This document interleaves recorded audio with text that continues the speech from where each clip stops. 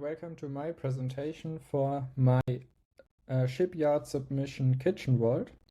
It's a very simple recipe collection with a focused cooking mode and different ways to add the recipes and also an integrating shopping list to simplify the process from I want to cook this to actually cooking it and then also finding it again. So the first thing I've built was a little onboarding that helps people to find out, do I really need the app or is it not for me?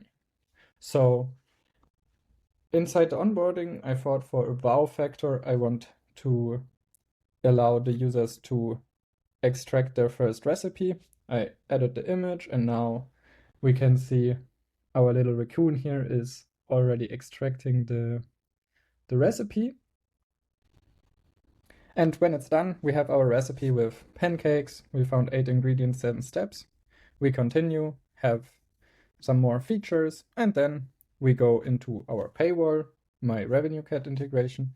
Here we have a 3-day free trial and then weekly to actually try it out, and then a yearly plan. The prices here are not what the actual prices are. You can either try for free or upgrade to premium. Then we see here the first recipe with all the steps that we saw before. You can simply edit things like the time that maybe wasn't found in the image. So I will just use the 15 and 5, save the changes. And this is already how the recipe looks. You can also add an image to make it look a bit nicer. I will just, for now, to present this, choose this image. Exactly, then it's also here in the overview, a bit nicer. We can easily adjust the servings to whatever we want. And then a thing that I really like, because for cooking, I want to have like one single thing where I can do the stuff, is here the cooking mode. You can first say, oh, I prepared all the ingredients. Then when I'm ready, you can start cooking, go through it. You also have timers here if there is like a time set in the step. And yeah.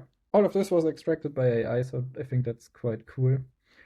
And then another thing that the app can do is to add items to the list.